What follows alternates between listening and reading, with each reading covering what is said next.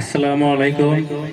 সম্মানীয় আজকের এই সভার সভাপতি সাহেব, আমাদের মাঝখানে উপস্থিত মানকাসর সমষ্টির প্রাক্তন বিধায়ক ডক্টর মতিউর রহমান মণ্ডল সাহেবের সুযোগ্য সন্তান, আসাম প্রদেশ কংগ্রেস কমিটির সংখ্যালঘু বিভাগের সাধারণ সম্পাদক যুবনেতা মহিবুর রহমান বাপ্পি ভাই সাহেব, এখানে উপস্থিত জেলা কংগ্রেসের সাধারণ সম্পাদক শহীদুর রহমান সাহেব, জেলা কংগ্রেসের সম্পাদক মাহমুদ হাসান সাহেব, কালাপানি এক্স এমডিসি নূর মোহাম্মদ সাহেব, প্রাক্তন সমবায় সমিতির চেয়ারম্যান মুন্না সাহেব, যুব কংগ্রেসের প্রাক্তন সমষ্টি সভাপতি সাজিবুল হাসান মোল্লা সাহেব, আমাদের মানকাসর ব্লক কংগ্রেসের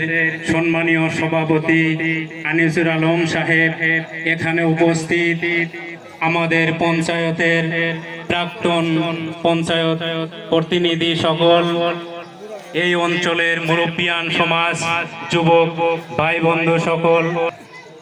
ইতিমধ্যেই বিভিন্ন বক্তারা বিভিন্ন কথা বলে গেছেন, আমি সে কথাগুলা রিপিট করব না।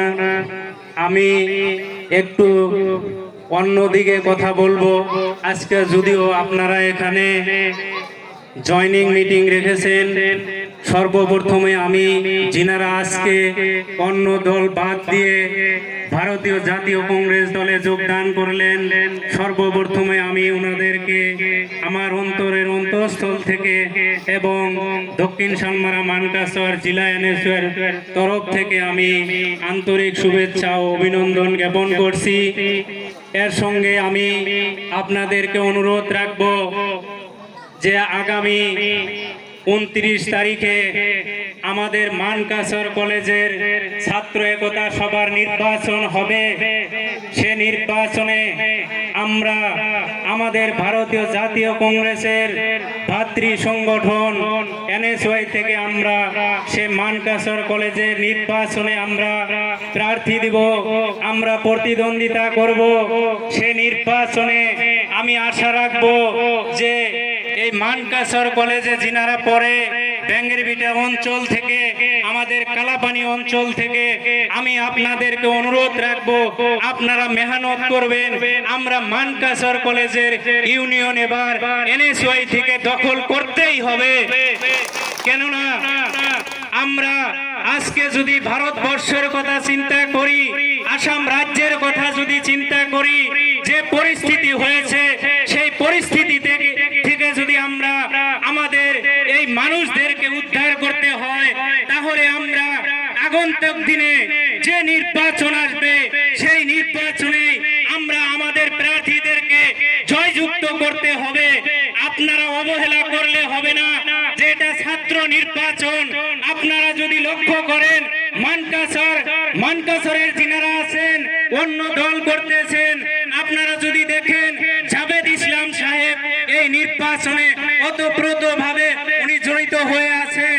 তাই আমি আপনাদেরকে অনুরোধ রাখবো আমরা যেন ইউডিএফ আর এজিপি দলকে এই মানকাসরের নির্বাচনে আমরা পরাস্ত করে উনাদেরকে যাতে আমরা ব্রহ্মপুত্র নদীতে ফেলে দিতে পারি, এক কাজ আপনারা করতে হবে। ভাইরা আমার, আমরা অবহেলা করলে হবে না, আমরা এটা ছোট নির্বাচন মনে করলে হবে না।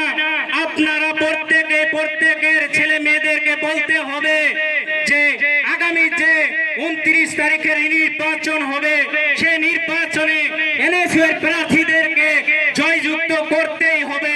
আমাদের আগামী দিনের যে নির্বাচনগুলো আসবে আমাদের কংগ্রেস দল থেকে যাদেরকে প্রার্থিত্ব দেবে আমরা বিনা দ্বিধায় তাদেরকে নির্বাচিত করব। আমরা কোনো ব্যক্তি স্বার্থে কাজ করব না, আমরা ডক্টর মতিউর রহমান মণ্ডলের স্বার্থে, কংগ্রেস দলের স্বার্থে, যুবনেতা মহিবুর রহমান বাপ্পি ভাইয়ের স্বার্থে, আমাদের সাংসদ রকিবুল হোসেনের স্বার্থে আমরা কাজ করতে হবে।